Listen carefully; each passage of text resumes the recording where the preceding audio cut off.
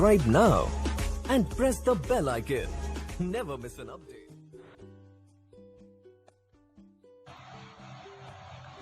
Hi friends, my sir Bimal Singh and welcome to my YouTube channel Bimal classes. तो आइए friends, आज के वीडियो में हम आपको बताने वाले हैं जो सिविल सर्विस आपके होते हैं उसका सिलेबस जो होता है उसका आज हम डिस्कस करने वाले हैं। कौन सी बुक्स इंपॉर्टेंट है, कौन सी नहीं। क्योंकि मुझे कई लोगों ने पर्सनल मैसेज भी किया है कि सर हमें यूपीएससी का सिलेबस बता दीजिए, और मैंने ग्रुप में भी देखा है कि बच्चे बीच बीच में भी बार बार मैसेज करते हैं, सर इसका सिलेबस क्या होगा, सर इसका सिलेबस क्या होगा, कौन सी बुक इसके लिए हमारी बेनिफिट रहेगी, कौन सी पब्लिकेशन की बुक पढ़ें।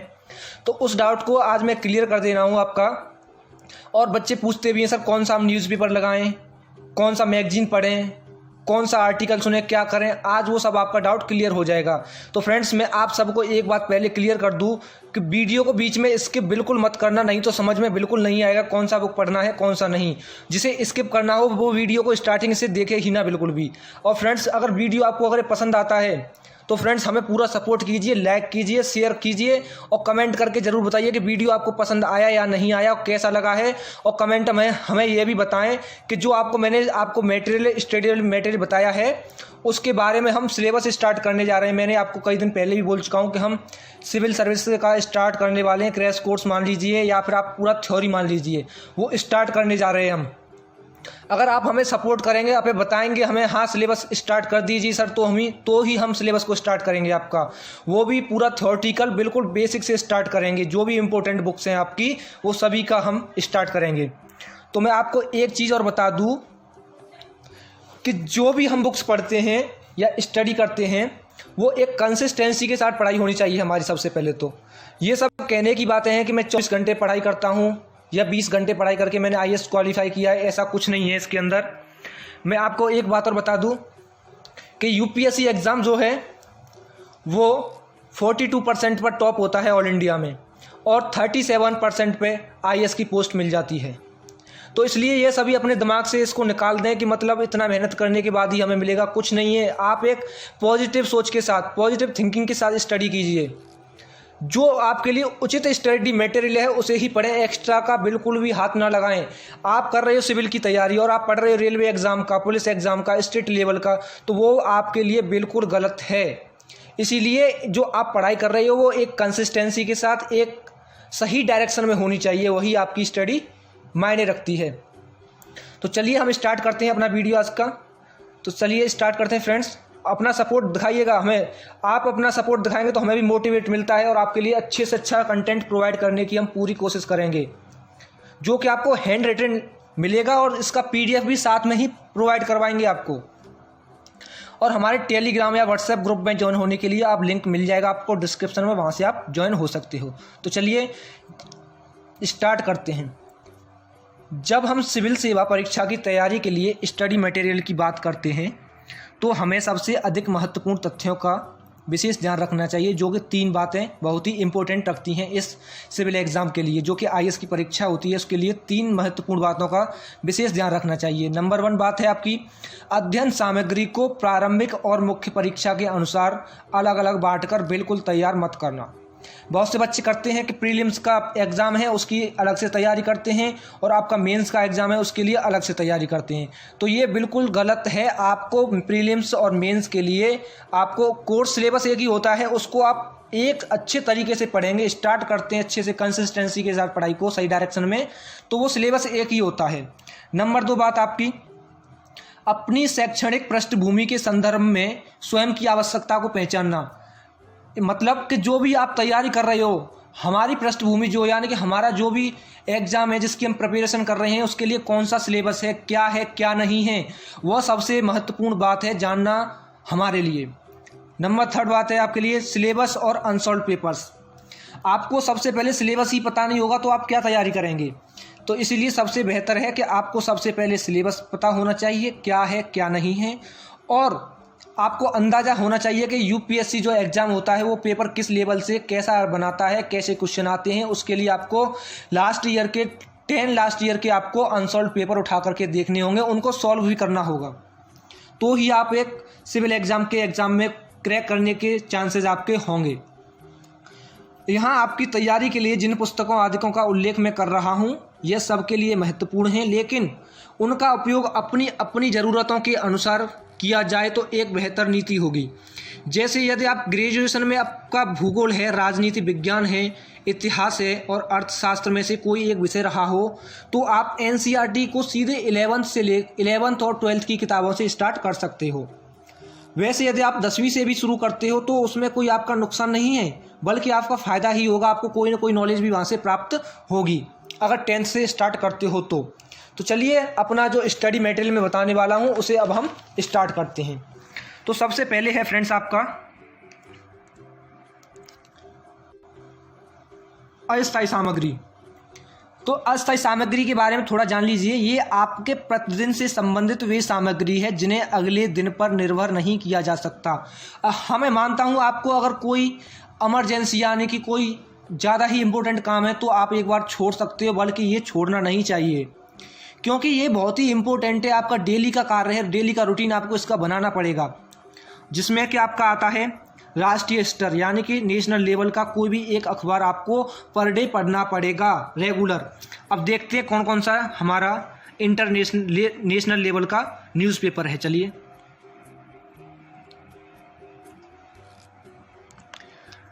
तो मैं आपको नेशनल लेवल पर जो बताने वाला हूँ, पहले हिंदी वर्जन में जो आपको न्यूज़पेपर पढ़ना है वो आप जान लीजिए। देखो नंबर 1 पे है आपका दैनिक जागरण, नंबर 2 पर है जनसत्ता, नंबर 3 पर है आपका नवभारत टाइम्स, नंबर 4 पर है राष्ट्रीय सहारा और नंबर 5 पर है आपका दैनिक हिंदुस्तान, नंबर 6 पर है आपका दैनिक भास्कर। आप इन न्यूज़पेपर में से कोई भी एक जो आपको अच्छा लगे, आपको अच्छे में पढ़ने में भी अच्छा लगे, जिसमें आपको इंपॉर्टेंट चीज़ दिखाई देती है, वो आप रेगुलर एक हिंदी वर्जन का ले सकते हो, जो कि आपके लिए महत्वपूर्ण रहेगा बहुत ही ज़्यादा पर डे पढ़ने के लिए। अब देखिए आप इंग्लिश वर्जन में कौन सा आपको पढ़ने के लिए बेनिफिशियल रहेगा, जो आपकी अच्छा लगे, आपको मतलब कोई प्रॉब्लम ना आए, वो आपके लिए आप इसमें चूज़ कर सकते हो। इंग्लिश वर्जन में आपका एक तो है द इंडियन एक्सप्रेस, नंबर 2 है आपका the India times of India, number 3 है आपका द हिंदू। तो इनमें से आपको मेरे हिसाब से अगर जो मैंने प्रिपरेशन किया था उसके हिसाब से मैं आपको बता दूं सबसे बेनिफिशियल आपका रहेगा द हिंदू। अब आप इस न्यूज़पेपर को पढ़ते हो तो इसके आपको फ़ायदे भी मैं बता दूं। इनमें से आपको आपकी वोकैबुलरी अच्छी होगी, आपका इंग्लिश बोलने का तरीका भी चेंजेस होगा, आप इंग्लिश टू इंग्लिश बात करने में भी आसानी होगी। तो इसमें से द हिंदू पढ़ने के टाइम पे आप इसमें से जो भी आपके डिफ़िकल्ट वर्ड हैं, आपकी जो भी आपकी वोकैबुलरी है, उसमें से निकाल करके आप नोट्स के टाइप में बनाते चलें, जो कि आप रिवाइज करें। आप 5 मिनट या 10 मिनट जो भी आप दें वो आपके लिए बेनिफिशियल रहेगा। और फ्रेंड्स अगर आप द हिंदू पढ़ते हो तो मैं उसका आपको हैंड रिटन जो कि मैं खुद बनाता हूँ वोकैबुलरी, वो आपको PDF के रूप में हर वीडियो में प्रोवाइड कर सकता हूँ अगर आप द हिंदू पढ़ते हो तो। क्योंकि the Indian express, the times of India मैंने नहीं पढ़ा है, इसके लिए मुझे जानकारी नहीं है, तो मैं आपको बताऊंगा द हिंदू ही आपके लिए बेनिफिट रहेगा। अब आपका आता है अर्थव्यवस्था, अर्थव्यवस्था से संबंधित न्यूज़पेपर, ठीक है। तो एक आता है आपका बिजनेस स्टैंडर्ड, जो कि आपका हिंदी और इंग्लिश दोनों बोथ लैंग्वेज में आता है। आप किसी को भी चूज़ कर सकते हो, हिंदी में पढ़ सकते हो, इंग्लिश में पढ़ सकते हो। ये आपके लिए इंपॉर्टेंट न्यूज़पेपर है, आपको ये पर डे पढ़ने ही पड़ेंगे। अगला है आपका द इकोनॉमिक्स टाइम्स, से आपका इंग्लिश में ही आता है, ये आपको भी पढ़ना पड़ेगा। इसमें से आप कोई भी एक चूज़ कर सकते हो, इंग्लिश या हिंदी वर्जन का। इसको आप इकोनॉमिक्स टाइम को आपको इंग्लिश में ही पढ़ना पड़ेगा। अब देखिए आप जो बच्चों ने पूछा मैगजीन यानी पत्रिकाएँ जो होती हैं उसमें से आपको कौन सी इंपॉर्टेंट है, तो मैं आपको पत्रिकाएँ यानी मैगजीन के बारे में भी बता देता हूँ। तो सिविल एक आती है आपकी सिविल सर्विस क्रॉनिकल, जो कि आपकी हिंदी में भी उपलब्ध होती है और इंग्लिश में भी उपलब्ध होती है। आप दोनों वर्जन में से कोई भी चूज़ कर सकते हो।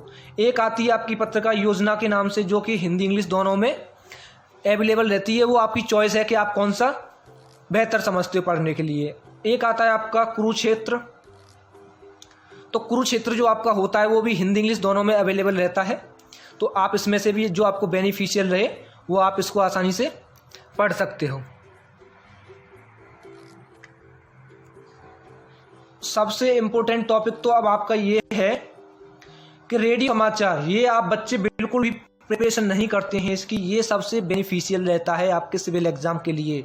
रेडियो समाचार जिसे एयर न्यूज़ बोलते हैं, मैं इसका लिंक आपको डिस्क्रिप्शन में दे दूंगा, जहां से आप इसको ऑनलाइन पढ़ सकते हो गूगल से, ठीक है। जिसका टाइम है आपका रात को 8:45 से 9 बजे तक हिंदी में आता है ये, और रात को 9 बजे से 9:15 तक ये इंग्लिश में चलता है। यानी कि 15 मिनट का आता है जो न्यूज़ आता है, और 15 मिनट में इसमें बहुत ही जो आपको इंपॉर्टेंट टॉपिक लगता है उसे आप नोट्स के रूप में साथ के साथ नोट करते चलें। इसका लिंक मैं आपको डिस्क्रिप्शन में दे दूंगा। एक आता है आपका दूरदर्शन समाचार यानी कि डीडी न्यूज़, आप इसे टेलीविज़न पर भी देख सकते हो।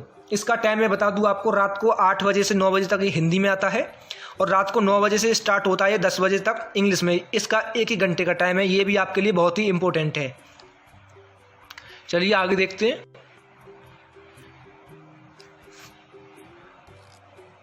बच्चों के कुछ डाउट ये थे कि करंट अफेयर्स कैसे पढ़ें, क्या करें क्या नहीं करें। करंट अफेयर्स से बच्चों को बहुत डर लगता है, क्योंकि पता नहीं कि करंट में क्वेश्चन कहाँ से रख दिया जाए, कैसे तैयारी करें, पर डे के हिसाब से पढ़ें, मंथली पढ़ें या ईयर का बुक पढ़ें, कैसे पढ़ें, तो वो आपको मैं सब बता दे रहा हूँ।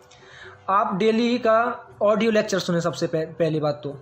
दूसरा, आपको इम्पोर्टेंट न्यूज़ क्लिपिंग जो आती है वो आपको सबसे बेहतरीन रहेगी, वो आप नोट करते चलें साथ के साथ। करंट कंटेंट जो कि आपका पर डे यानी कि जो नई योजनाएं हैं आपकी, और आपको कोई भी मतलब कुछ भी मान लीजिए गवर्नमेंट हमारी लागू करती है, वो सभी करंट में आ जाती हैं। आपकी करंट कंटेंट जो होते हैं, जो गरीबों के लिए मान लीजिए कैसे भी योजनाएं मान लीजिए सरकार स्टार्ट करती है जनता के लिए, वो करंट में आ जाता है आपका। एक आता है आपका योजना और कुरुक्षेत्र मैगजीन, इसमें से आप कोई भी पढ़ सकते हो। प्रैक्टिस क्वेश्चन जो आप लास्ट ईयर मैंने बताया था 10 साल के कम से कम उठाने हैं आपको क्वेश्चन। पर डे आपको मॉक टेस्ट लगाना है, वो आप ऑनलाइन लगा सकते हो, या मैं आपको प्रोवाइड जो मैं कोर्स स्टार्ट करूंगा आपका उसमें अवेलेबल रखूंगा आपके लिए मैं। ईयर डिस्कशन जो मैंने आपको पहले टाइम बता दिया, उसका लिंक मैं डिस्क्रिप्शन में डाल दूंगा। लाइफ मैनेजमेंट और आपका हिंदी आर्टिकल जो कि आप इंग्लिश आर्टिकल यानी कोई भी आप चूज़ कर सकते हो। और करंट अफेयर्स जो मैं आपको ये टॉपिक बता रहा हूँ, इसमें आपको डेली ऑडियो लेक्चर, आप ये सब पूछ रहे होंगे कहाँ से आपको प्रोवाइड होगा ये, तो इसका लिंक मैं आपको डिस्क्रिप्शन में दे दूंगा, जहाँ आपको ये सभी टॉपिक्स एक साथ देखने को मिलेंगे, जहाँ से आप अच्छे से प्रिपेयर कर सकते हो। आगे देखिए, वो था आपका अस्थायी सामग्री, और ये आपका स्थायी यानी परमानेंट एंड इम्पोर्टेंट टॉपिक्स। तो आप निम्न विषयों पर एनसीईआरटी पुस्तकें आपको पढ़नी पड़ेंगी। मैं आपको बता दूं कौन कौन सी आपके लिए इंपॉर्टेंट है, कौन सी क्लास से लेकर कौन सी क्लास तक आपको पढ़नी है। तो नंबर 1 है आपकी राजनीति साइंस यानी कि पॉलिटिकल साइंस, जो कि आपको 6th क्लास से लेकर 12th तक पढ़नी है। नंबर 2 है आपका भूगोल यानी कि ज्योग्राफी, वो भी आपको 6 to 12 पढ़ना है। नंबर 3 है आपका हिस्ट्री, जो आपको 9 to 12 पढ़ना पड़ेगा। अर्थशास्त्र इकोनॉमिक्स, वो भी आपको 9 to 12 पढ़ना पड़ेगा। अब आता है आपका एक भारत की राज्य व्यवस्था पॉलिटी, वो जिसकी जो कि आपका एम लक्ष्मीकांत पब्लिकेशन की है, वो आपके लिए बहुत ही इम्पोर्टेंट है। आप पॉलिटी की और कोई किताब बिल्कुल ना पढ़ें एम लक्ष्मीकांत के अलावा। एक आता है आपका 21वीं शताब्दी में अंतर्राष्ट्रीय संबंध, ये पुष्पेश पंत की बुक आती है, ये आपके लिए बहुत ही इम्पोर्टेंट है। एक आती है आपकी आधुनिक भारत का इतिहास, बिपिन चंद्र यानी कि बिपिन चंद्र इसका राइटर है, या फिर आप स्पेक्ट्रम को भी पढ़ सकते हो। दोनों ही इंपॉर्टेंट बुक्स हैं, कोई भी आपकी चॉइस है जिसे आप आसान समझे वो आप पढ़ सकते हो। आगे देखिए,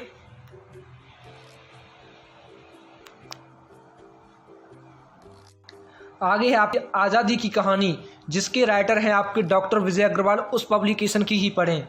आज़ादी के बाद का भारत, वो बिपिन चंद्र की बुक को पढ़ें। भारतीय अर्थव्यवस्था इकोनॉमी की बुक रमेश सिंह जिसके पब्लिशर हैं उसको पढ़ें। पर्यावरण एवं पारिस्थितिकी एनवायरनमेंट एंड इकोलॉजी, वो माजिद हुसैन की पुस्तक है, उसको पढ़ें। भारतीय कला एवं संस्कृति इंडियन आर्ट्स एंड कल्चर, जो कि आपकी नितिन सिंघानिया की है, उसे आप पढ़ने में बेनिफिट भी मिलेगा। आप इसे नहीं पढ़ते हो तो आप एक पढ़ सकते हो भारतीय संस्कृति, जो कि स्पेक्ट्रम की बुक आती है, वो भी इम्पोर्टेंट है। आप इसको न पढ़ करके आप इसे भी पढ़ सकते हो। अगर आप दोनों को पढ़ते हो तो और भी ज़्यादा बेनिफिट रहेगा आपके लिए।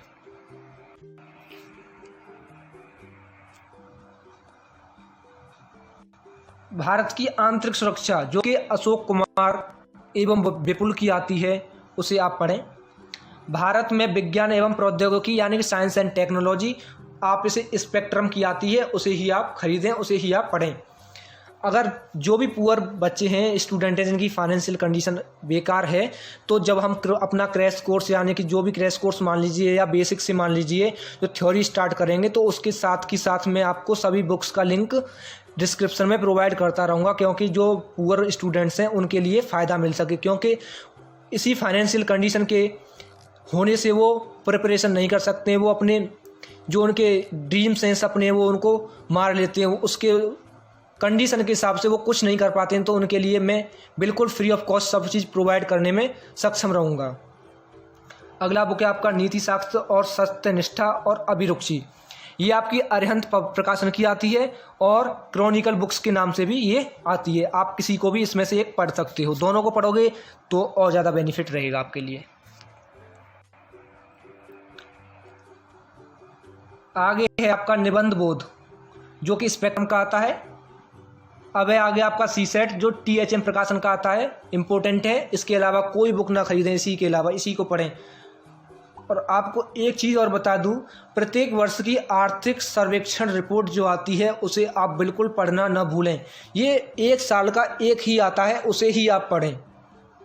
आगे देखिए, परीक्षा की तैयारी की तकनीकी के लिए पुस्तकें। एक आता है आपका आप IAS कैसे बनेंगे, यानी कि इसके 2 पार्ट आते हैं, फर्स्ट एंड सेकंड, जो कि आपका इंग्लिश और हिंदी दोनों में अवेलेबल है, how to become an IAS।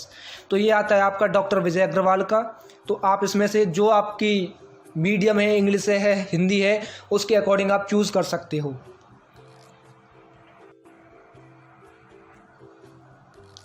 अब है आपका हिंदी भाषा अच्छी करने के लिए जो पुस्तक इंपॉर्टेंट रहेगी वो आपकी है, एक तो सही हिंदी सुंदर हिंदी, जो डॉक्टर विजय अग्रवाल की आती है।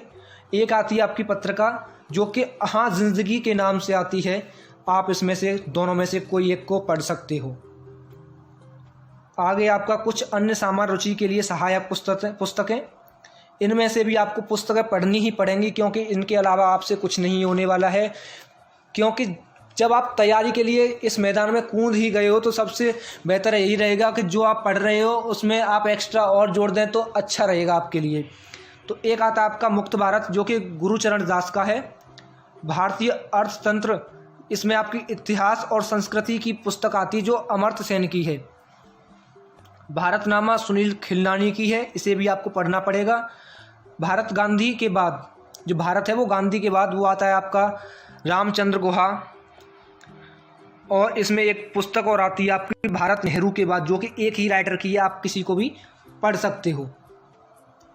आगे आपका सत्य के प्रयोग, जो कि महात्मा गांधी ने लिखी है, वो आपके लिए इम्पोर्टेंट है। भारत एक खोज जवाहरलाल नेहरू की है। स्वराज्य अरविंद केजरीवाल जिसके लेखक हैं। उभरते भारत की तस्वीर नंदन नीलेकनी। संस्कृति के 4 अध्याय रामधारी सिंह दिनकर। संस्कृत का प्रश्न जे कृष्णमूर्ति। समय और संस्कृति श्यामा चरण दुबे आदि। इनमें से आप पुस्तकें आपको पढ़नी ही पड़ेंगी एक्स्ट्रा नॉलेज के लिए। ये सभी बहुत ही इम्पोर्टेंट पुस्तकें हैं।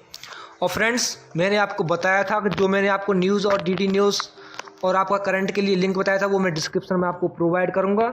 व्हाट्सएप और टेलीग्राम का भी लिंक वहाँ पर आपको मिल जाएगा।